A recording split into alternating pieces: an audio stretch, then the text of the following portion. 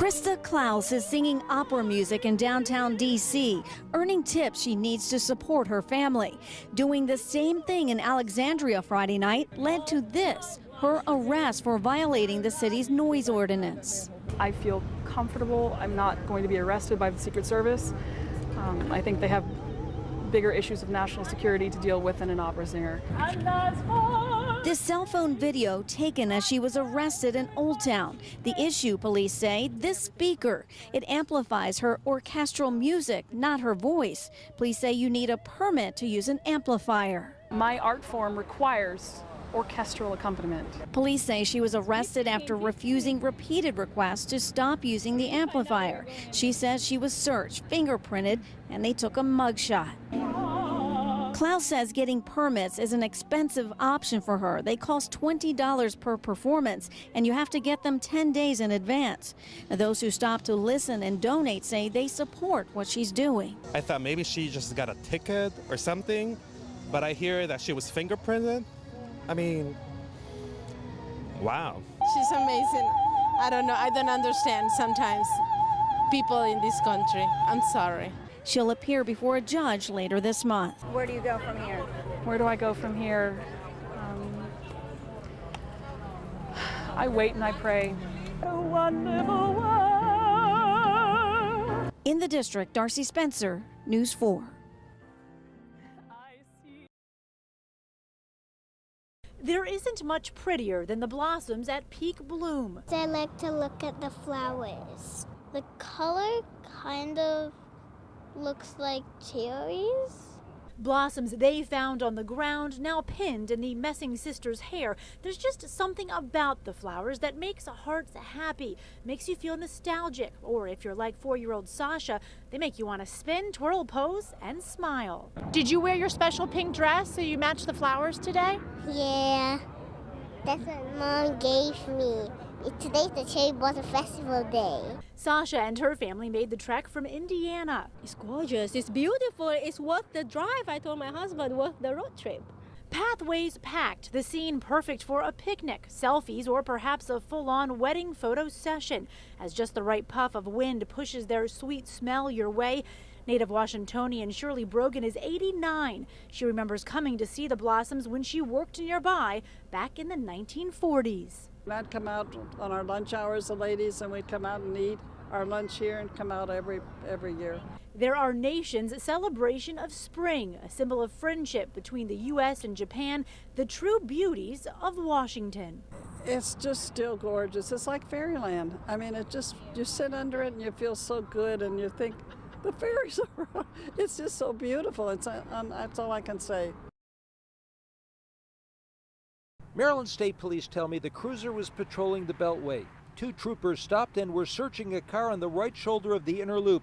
It was about 2 a.m. The cruiser's emergency lights were on when police say this Chevrolet Equinox struck one of the troopers and drove off. 30-year-old Corporal Brian Hirsch was transported and treated at Prince George's Hospital Center. Today, I found the Equinox with extensive damage to the right front and its driver, Franklin Hernandez, at his home in Hyattsville. Do you know you hit a police officer? Yeah, Maryland State Trooper? Him? I thought it was the car. Oh, you thought you hit the car? Yeah, it's the car. You don't think you hit a person? No, I don't see any person. You know, I thought it was the car. Police have charged Hernandez with driving under the influence, failing to stop after a collision involving injury, and a violation of Maryland's Move Over law, which requires motorists to change lanes when available or slow down when passing stopped emergency vehicles and personnel working on the side of the roadway to provide a barrier of safety for them. We do take it personally. We are bothered why motorists say they don't know about the law. We've done stories like this. We've done pushes to try to get the information out. So we're trying to educate the public. If you were to be told that you hit a corporal of the Maryland State Police, would you feel remorseful or sad about that? Oh, I'm so sorry. Believe me, I feel bad because I've been in this country for 30 years and I've never been doing these things. You know, it does happen yesterday, that's it, but you know, I feel bad. I'm embarrassed for this happening. hear that. For years now, Kenneth Galloway has not been able to fit his electric wheelchair into the bathroom of his public housing apartment. I have never bathed in the shower. I always come here to the sink and take water to my bed on my service tray and bathe in the bed. While slightly modified, Galloway's apartment is not handicap accessible per American Disability Act standards. Cabinets are too high, I can't reach them. I have to have a grab tool to get up. It's the same for Andre Phillips. Can't turn around, can't do nothing. Let me come out and then you come in. You want to come in and check it? Both men are now part of a federal lawsuit. Everything sideways. You got to do everything sideways. It was filed against the Prince George's County Housing Authority by Disability Rights Maryland, a nonprofit disability advocacy group.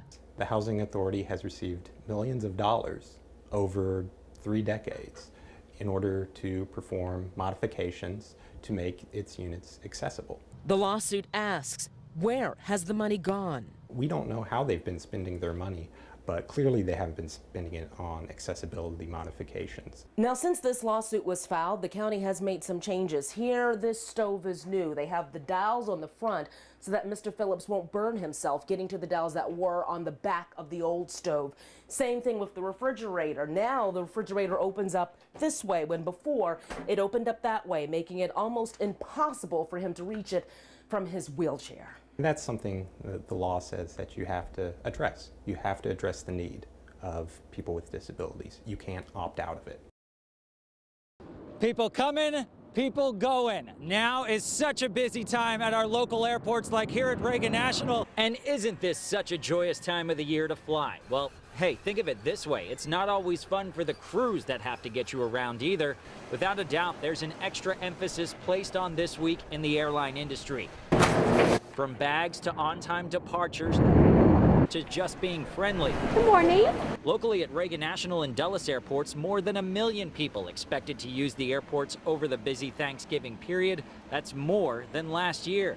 Today, we went behind the scenes with the crew from JetBlue. They talked about how quickly they're working to get flights back into the air after they land. Sometimes the plane comes in and we have about half an hour to 40 minutes to turn it. So there's no joking around, there's no laughing around. This plane must go out on time. Coming up on News 4 at 5, see how airlines are increasingly relying on technology to make sure your bag gets to the right location. At Reagan National Airport, Adam Tuss, News 4. Remember the recent heavy rain? Well, all that water had to go somewhere, and in older parts of the infrastructure, you get overflow into the sanitary sewers.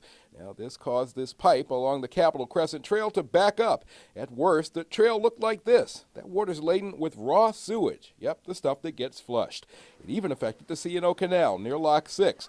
A portion of the trail is now closed. And D.C. Water is advising people who use the Potomac River below Fletcher Cove into Georgetown to sanitize any equipment that's come into contact with the water, at least until Monday. Besides fixing the damage, these workers have another important job. Ma'am, you got to go up that way and then get back on the trail. Diverting cyclists used to accessing the Capitol Crescent Trail here in Georgetown. So for now, the Capitol Crescent Trail, well, comes right through here. Up those stairs and along the canal. That lifting part and the stairs kind of makes a trail ride a biathlon for now, especially for the Jardinis with half a dozen riders in their group. We have 6 bikes, but we've got 4 tough, experienced kids with us, and they were happy for the adventure and the challenge. Indeed, most riders out here didn't seem to mind. You need the exercise. It'll be fine. And it's got to beat riding through sewage. Now, this is just the weekend traffic. Thousands of two-wheeled commuters follow the trail between Georgetown and Bethesda during the week. It's expected that the problem will be fixed in the next few days, and that's good news because of what happens at the end of the week. The Bike to Work Day, which is next Friday, I think, so get shout out for that. Derek Ward, News 4. Who is responsible for these? All along the Great Falls area, birds, blackbirds, redbirds, owls popping up on road signs, carefully bolted to the signs. Who is responsible? I have to ask you a question. Sure. Are you the Phantom Birdman in Northern Virginia? No. It's not you? No, it's not. You know who it is? No. Is it you? No. Is it the guy in the back seat? No, probably him. Is it you? No, yeah. Now, VDOT tells us this is the first they've heard about it, and as long as the birds don't block the signs, they can stay. In fact, VDOT sent us this statement. There's no denying that they're charming and fun, and they don't appear to pose a safety hazard to motorists. So, we have a true phantom bird sign man in the Great Falls area. A mystery. Time to investigate further. Shh. He's not just having fun with the road signs. Take a look up in the tree. That right there is the rare Old Dominion Drive goldfinch, right here at the intersection of Old Dominion Drive and Swinks Mill Road. Rare to see that bird up in the tree. And it isn't just the birds, butterflies spreading their wings. After more investigation, we actually reached the Birdman by phone. He said he wants to be kept anonymous. Are you doing it at night, or how are you doing it? I put him up at night. And the Birdman says he has a reason for all of it. The idea is it's supposed to be positive. It creates interest in wildlife. There's children around. He also calls it whimsical, and he says he's planning more. In Great Falls, Adam Tuss, News 4.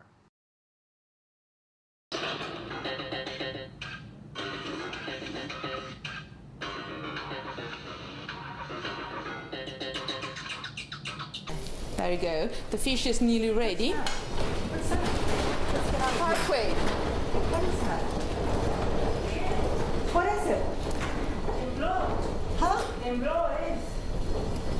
It's a halfway. Yeah. John, what's going on?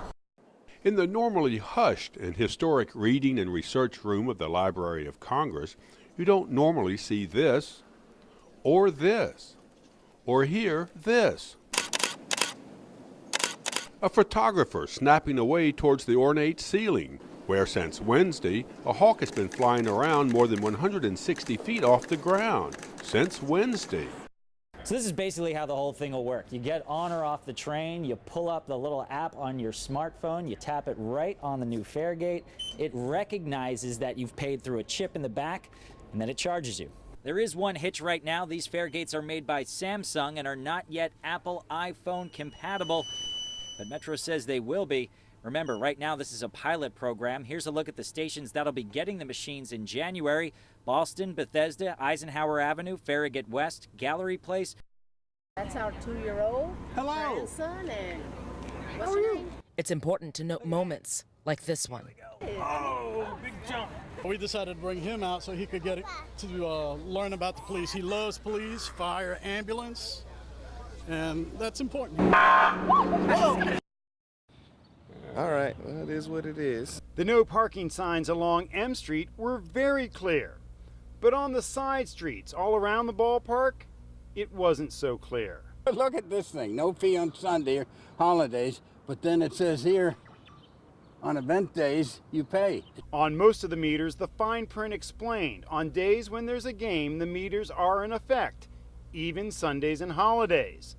But even people who live in this neighborhood were confused. I mean, I understand you're trying to make sure Ward 6 residents have a place to park today, but it's still confusing, and I'm a Ward 6 resident. On some streets, just about every car got a $25 ticket, and the tow trucks were busy as well. Typical DC. I'm not surprised. Another day of rain in DC, Maryland, and Virginia. Another day of canceled youth sports. Mostly all my practice have been canceled and my games have been rescheduled. CJ Newman plays soccer and baseball in Montgomery County, Maryland. It makes me feel upset because I want to practice and get better. According to Storm Team 4, it has rained 19 out of 23 days in May. CJ has had about 10 canceled soccer and baseball games. Fields are too wet to play.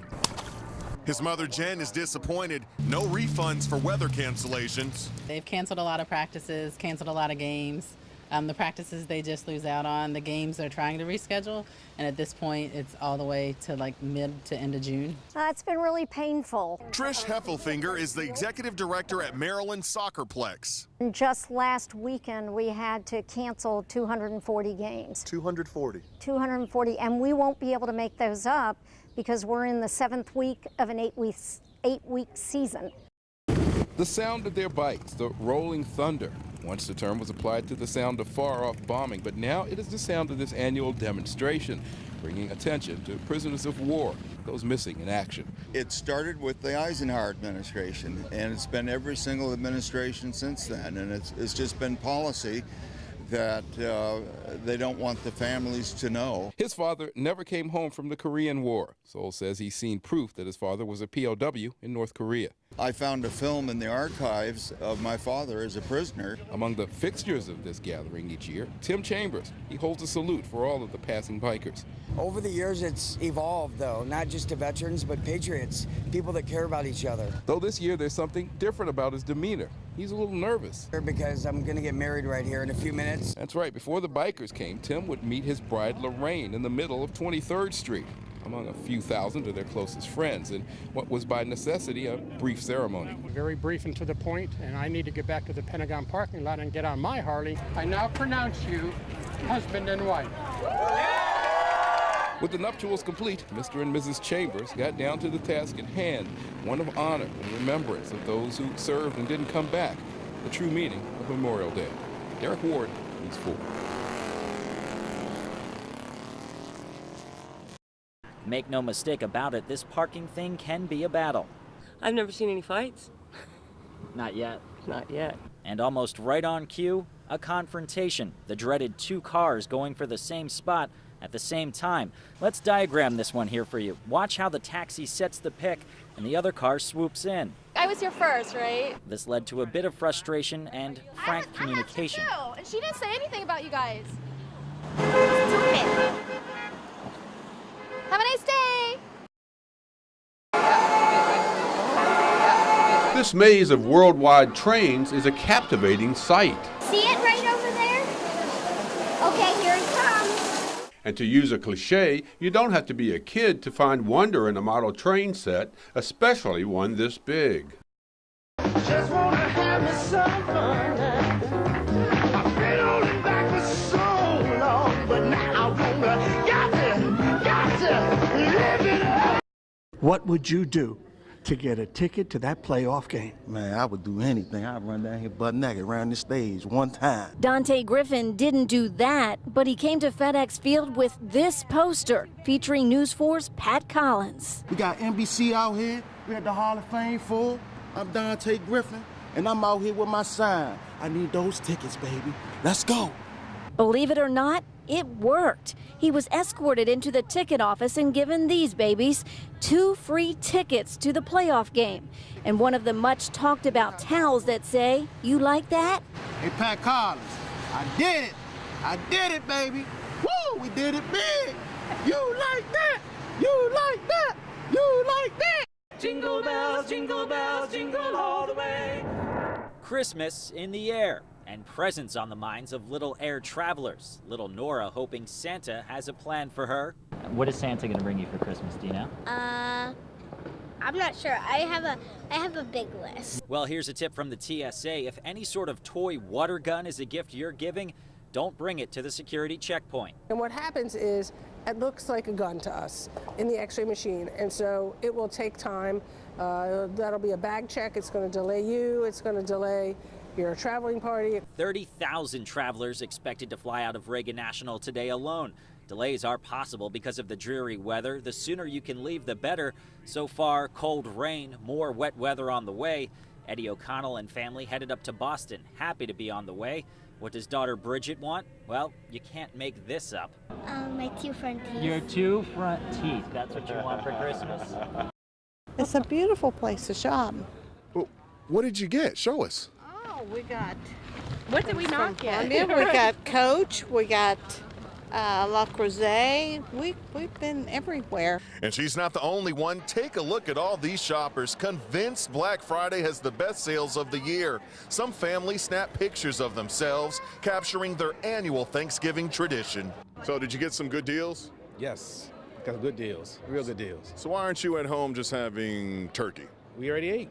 And now shoppers eat up the bargain. Some stores have more than 60% off.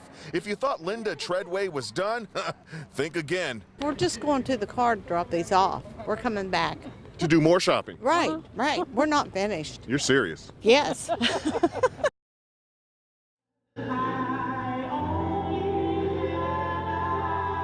At first, you're not sure what you're seeing. Flashing lights, patterns, silhouettes looming large, and you can't take your eyes off it. And that's the point.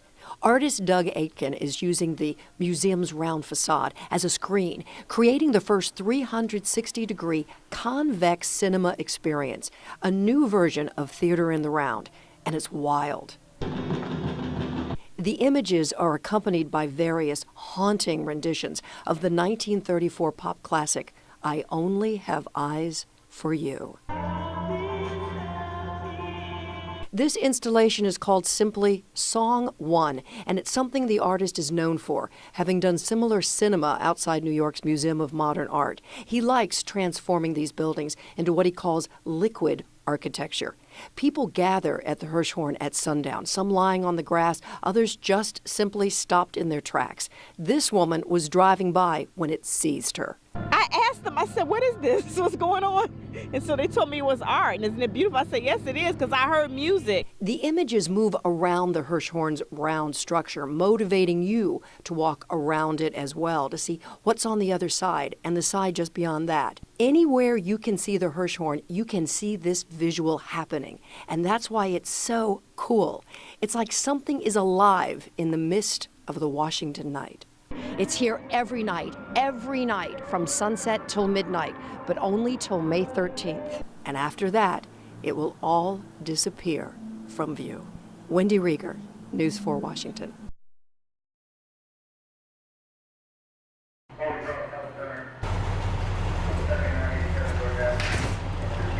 When duty calls, they go. But at Montgomery County Laytonsville Fire Station 17, firefighter Daniela Bigot is suited up for a different reason. We will always remember TJ. He will always have a very special place in our heart. TJ, Army Specialist Thomas Barbary, was also a firefighter, a volunteer with Rockville. But in 2006, he was killed while serving in Iraq. Daniela lost a friend. He had a witty sense of humor, had a very intelligent mind. And so now Daniela is suiting up, not for a fire, but to run the Marine Corps Marathon in TJ's honor. She's running the race in full fire gear, all 60 pounds, bearing TJ's name and his story for everyone to see. I'll reflect on his courage, on his strength, on his honor. I'll reflect on what he did for us, for our country, and what he did for our freedom. What would TJ think? I think he would think it's funny, but I think he'd be honored. We're really grateful for the friendship that we had and for the brother that we had. 26.2 miles to honor the brotherhood and a young man who lived and died bravely. Well, I'm feeling good so far. We met Jennifer Yu inside a small classroom where she sometimes practices chess at Stonebridge High School. There's so many pieces, and every single time you move, there's so many different possibilities. This humble, well-focused 15-year-old from Ashburn, Virginia, is ranked 15th in the world in the female 16 and under category. Take a look at all the trophies in her room. She'll compete for another one in about a week at the U.S. Women's Championship held at the Chess Club and Scholastic Center of St. Louis. I'm excited for this tournament. Like I think I put in a lot of practice and hard work preparing for it. She practices up to 3 hours a day. People don't realize it can get really scary, like when you're playing, because just one move can just blow everything. The tournament is the nation's most exclusive, invitation-only competition. Jennifer is one of only 12 people invited from around the nation. It's harder to get into. She's faced hard challenges before and defied the odds, becoming a chess star at just 12 years old. She won a gold medal at the 2014 World Youth Chess Championship in South Africa. What do you like most about chess? Unpredictability. When did you start playing? When I was 7. Her mother admires her. Yeah, I'm proud of her. Jennifer also likes to run track and listen to music. She hopes to earn another trophy in chess. If I can, I love to win.